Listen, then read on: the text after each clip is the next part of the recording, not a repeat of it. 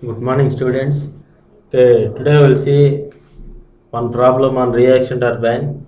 Okay, the problem is a certain stage of Parsons reaction turbine consists of one row of fixed blades and moving blades. Okay, so this problem belongs to single stage reaction turbine. Okay, the details of reaction turbine are the diameter of the turbine is 68 centimeters and the speed of the turbine is 3000 rpm and mass flow rate of steam is 13.5 kilogram and velocity of steam at the exit of the steam and inlet to the exit of one set of fixed blades and to the inlet of one set of moving blades, that is equal, that is v1 is equal to 143.7 meter per second, v1 is equal to vr2 is equal to 143.7 meter per second in case of reaction turbine. And given that angle phi angle, the blade angle at exit is equal to, okay, 20 degrees. Okay, phi is equal to alpha is equal to 20 degrees because of our Parsons reaction turbine. In this problem we have to find power developed by the turbine and efficiency of the stage or gross efficiency of the reaction turbine, and also given coefficient of velocity, that is phi psi is equal to 0.74.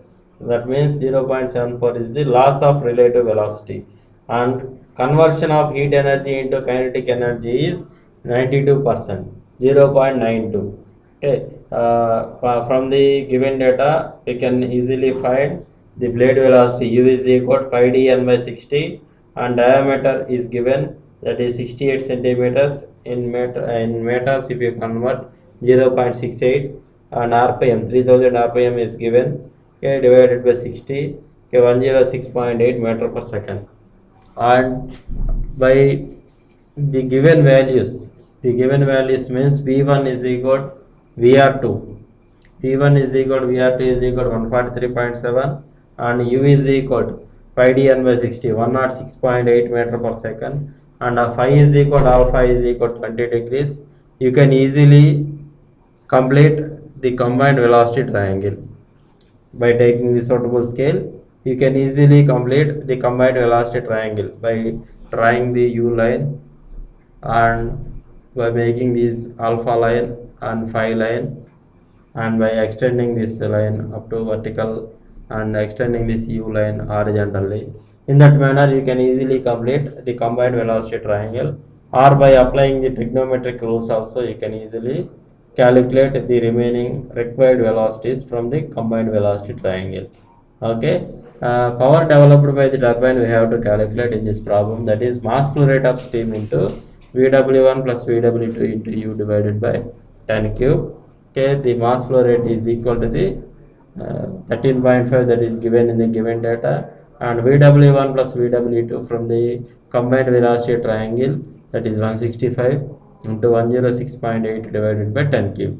Okay, and u value also you have to substitute, that is 106.8. so the power developed by the turbine in terms of kilowatts is 237.89 kilowatts. And always you have to remember the conditions of the reaction turbine: alpha is equal to 5 and theta is equal to beta. Alpha is equal to 5 and theta is equal to beta. From the combined velocity triangle itself also you can easily calculate that alpha theta and beta values. Alpha and phi value is given, theta and beta value also you can easily calculate from the combined velocity triangle. Okay, the second important term we have to find, the enthalpy drop is equal to the 2 into v1 square minus psi into v2 square by 2 into efficiency of the turbine. Okay, that is equal to the enthalpy drop in a stage between the fixed blades and moving blades. Okay, 19.83 kilojoules. Okay, and the gross efficiency is, okay, work done per kilogram divided by entropy drop per kilogram.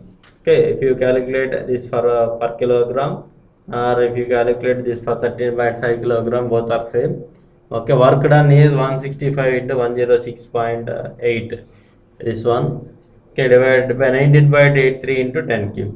Okay, 19.83 is the in terms of kilojoules, and this term in terms of joules, that's why we are dividing with 10 cube. Okay, 88.88 percentage of gross efficiency we can measure from the reaction turbine based on the given data. Okay, in case of Parsons reaction turbine means the degree of reaction is 50%, and in any problem if we given the velocity coefficient, that we have to consider as loss of velocity, and if the efficiency is given 0.92%, that means 0.8 percentage of efficiency is lost because of this psi value. Okay, in next class we will see one more problem on reaction turbine. Thank you.